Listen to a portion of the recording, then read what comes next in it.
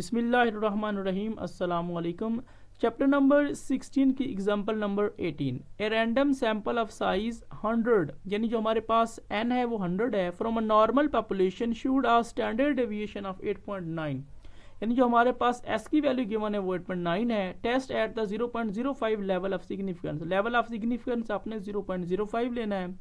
The hypothesis that sigma which is equal to 7.5 against the alternative that sigma naught which is equal to 7.5 यानी जो हमने h not लेना है वो sigma which is equal to 7.5 लेना है और जो हमने h1 लेना है वो sigma not which equal to 7.5 लेना। अब मैं आपको इसके आंसर की तरफ लेके आता हूँ।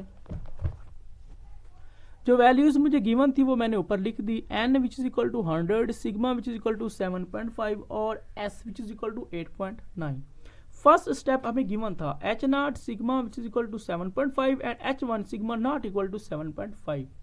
जब यहाँ पे हम नॉट इक्वल टू का साइन इस्तेमाल करेंगे तो वो हमारा टू साइडेड टेस्ट होगा। दूसरा step level of significance alpha which is equal to 0.05। अगर गिवन है तो आपने लिखना है, नहीं गिवन तो आपने अपनी मर्जी से ले लेना है। हम मोस्टली क्वेश्चन में 0.05 ही इस्तेमाल करते हैं। तीसरा स्टेप है टेस्ट स्टैटिस्टिक्स। टेस्ट स्टैटिस्टिक्स आपने क्वेश्चन की कंडीशन को मद्देनजर रखते हुए लेना है। तो यहाँ पे हमारे पास बन रहा है, ये मैंने लिखा है जी, नीचे लिखा है CL। CL का मतलब होता है जी कैलकुलेटेड। जी कैलकुलेटेड क्या होता है? ऐसा जी जो हम कैलकुलेशन पुट करने से हासिल करते हैं वो हमारा जी कैलकुलेटेड होता है। Z calculated which is equal to S minus sigma over 2n square root. Fourth step पे कैलकुलेशन। कैलकुलेशन का मतलब होता है हमने इस जी कैलकुलेटेड के फार्मूला में वैल्यू पुट करनी है। Z calculated which is equal to S minus sigma over 2n square root. अब S की मेरे पास वैल्यू है 8.9 माइनस सिग्मा की मेरे पास वैल्यू है 7.5, सिग्मा की मेरे पास वैल्यू है 7.5, मैंने वो लिख दी। 2n, 2 सेम n की मेरे पास वैल्यू थी 100, वो मैंने लिख दी। अब फर्स्ट वैल्यू में से मैंने सेकंड वैल्यू सेपरेट की तो आंसर आ गया 1.4। अब मैंने 7.5 को सेम लिख दिया, 2 को मैंने 100 से मल्टीप्लाई किया तो वो 200 बन गया, इसके ऊपर स्क्वायर रूट। अब फर्स्ट वैल्यू सेम, 7.5 भी सेम, मैंने 200 की स्क्वायर रूट ली तो मेरे पास उसका आंसर बन गया 14.14। अब 1.4 सेम, 7.5 को मैंने 14.14 के ऊपर डिवाइड किया तो मेरे पास आंसर बन गया 0.53। अब मैंने इस फर्स्ट वैल्यू को सेकंड वैल्यू के ऊपर डिवाइड किया तो मेरे पास आंसर बना 2.64। नेक्स्ट अब जो 5 है वो है क्रिटिकल रीजन। क्रिटिकल रीजन में हम लिखेंगे जी कैलकुलेटेड ग्रेटर है जी अल्फा ओवर 2। अगर आपका टू साइडेड टेस्ट है तो यहाँ पे आपने अल्फा ओवर 2 लगाना है, लेकिन अगर आपका वन साइडेड या वन टेल टेस्ट हो तो यहाँ पे आपने जी अल्फा का साइन जी अल्फा इस्तेमाल करना है। अब जी कैलकुलेटर की मेरे पास वैल्यू आई है 2.64, वो मैंने लिख दी। जी अल्फा ओवर 2 की वैल्यू हम डायरेक्ट फाइंड नहीं कर सकते, इसकी वैल्यू हम बुक से फाइंड करते हैं। बुक के ऊपर एक टेबल बना होता है, तो अब मैं आपको बुक की तरफ लेके आता हूँ, वहाँ पे आपकी इसकी वैल्यू फाइंड करके दूंगा। अब लेवल ऑफ सिग्निफिकेंस है मेरे पास 0.05 और मेरे पास 2 टेल टेस्ट है और उसमें जी अल्फा ओवर 2 की वैल्यू आई है 1.96, तो उसकी वैल्यू यहाँ पे मैंने लिख दी है 1.96। अब आपका जी कैलकुलेटेड अगर ग्रेटर है तो उसका मतलब होता है आपने रिजेक्ट एच नॉट करना है। अगर आपका जी कैलकुलेटेड जी अल्फा 2 से छोटा आता है तो वो एक्सेप्ट एच नॉट। अब हमारा जी कैलकुलेटेड बड़ा है तो उसका मतलब हम इसको रिजेक्ट करेंगे। ये मैंने जी कैलकुलेटेड की वैल्यू लिख दी और ये मैंने जी अल्फा 2 की वैल्यू लिख दी। अब जी कैलकुलेटेड से बड़ा है तो उसका मतलब वो reject H not. 6 step conclusion, so we reject H not. हम एच नॉट को रिजेक्ट करते हैं because the value of G calculated, मेरे पास जो जी कैलकुलेटेड की ये वैल्यू आई है is greater than G alpha over 2, वो जी अल्फा ओवर 2 से बड़ी है, इस वजह से हम इसको रिजेक्ट करते हैं। अब मैं आपको नेक्स्ट एग्जांपल की तरफ लेके आता हूँ।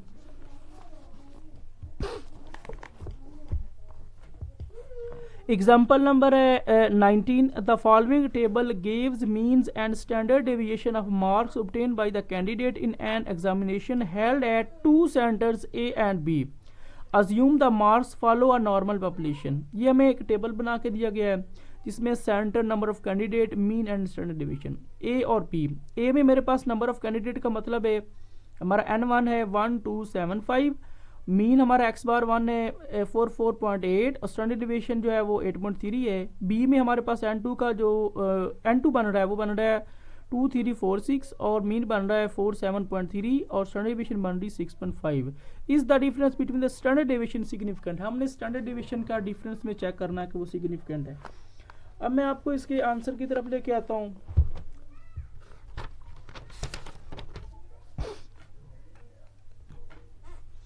अब जो मुझे वैल्यूज गिवन थी वो मैंने ऊपर लिख दी है। n1 which is equal to 1275, n2 which is equal to 346, x bar 1 44.8, x bar 2 47.3, s1 8.3 और s2 which is equal to 6.5। अगर आपको क्वेश्चन में कोई कंडीशन गिवन है कि आपने ग्रेटर या लेस का साइन इस्तेमाल करना है एच में, तो वो आपने कंडीशन लगानी है। अगर आपको नहीं गिवन तो फिर आपने एच नॉट में लिखना है sigma 1 which is equal to sigma 2 और एच 1 में लिखना है sigma 1 not equal to sigma 2। जब यहाँ पे हम नॉट इक्वल टू का साइन इस्तेमाल करेंगे तो वो हमारा 2 साइडेड टेस्ट बन जाएगा। दूसरा स्टेप है level of significance alpha which is equal to 0.05। तीसरा स्टेप है टेस्ट स्टैटिस्टिक्स। टेस्ट स्टैटिस्टिक्स का फार्मूला बन रहा है जी, नीचे मैंने लिखा है CL का मतलब होता है जी कैलकुलेटेड, ऐसा सी जो हम कैलकुलेशन से हासिल करते हैं वो वाला Z, which is equal to S1 minus S2 over S1 square over 2N1 plus S2 square over 2N2। 4 step calculation. Calculation का मतलब है कि हमने इस टेस्ट स्टैटिस्टिक का जो फार्मूला जी कैलकुलेटेड का आया है उसमें हमने वैल्यूज पुट करनी है। Z calculated which is equal to S1 minus S2 over S1 square over 2N1 plus S2 square over 2N2। S1 की मेरे पास वैल्यू है 8.3, फिर माइनस फिर S2 उसकी मेरे पास वैल्यू 6.5, S1 स्क्वायर S1 की मेरे पास वैल्यू है 8.3 इसके ऊपर square over 2N1 2 same N1 की मेरे पास वैल्यू है 1275 प्लस S2 की मेरे पास वैल्यू 6.5 ऊपर स्क्वायर तो यहाँ पे भी स्क्वायर 2 सेम N2 की मेरे पास वैल्यू है 2346। अब फर्स्ट मेरी वैल्यू में से मैंने सेकंड वैल्यू सेपरेट की तो आंसर आ गया 1.8। अब फर्स्ट वैल्यू को मैंने यहाँ पे स्क्वायर लिया तो मेरे पास बन गया 68.89। 2 को मैंने मल्टीप्लाई किया 1275 से तो मेरे पास उसका आंसर आया 2550 प्लस मैंने 6.5 का स्क्वायर लिया तो मेरे पास आंसर बन गया 42.25। नीचे मैंने 2 को मल्टीप्लाई किया 2346 से तो आंसर आया 4692। First value same, first value को मैंने सेकंड वैल्यू के ऊपर डिवाइड किया तो आंसर आया 0.0270 प्लस फर्स्ट वैल्यू को मैंने सेकंड वैल्यू के ऊपर डिवाइड किया तो आंसर आया 0.0090। ऊपर वाली वैल्यू सेम, फर्स्ट वैल्यू को मैंने सेकंड वैल्यू से ऐड किया तो मेरे पास आंसर आया 0.0360।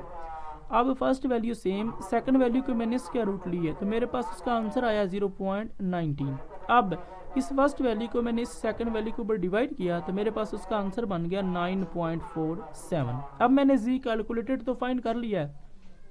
अब 5 स्टेप मेरे पास बन रहा है क्रिटिकल रीजन। क्रिटिकल रीजन का फार्मूला बन रहा है जी कैलकुलेटेड ग्रेटर है जी अल्फा ओवर 2। यहाँ पे हमारा 2 साइडेड टेस्ट था तो यहाँ पे हमने अल्फा ओवर 2 इस्तेमाल किया। अगर 1 साइडेड होता तो हमने जी अल्फा इस्तेमाल करना था।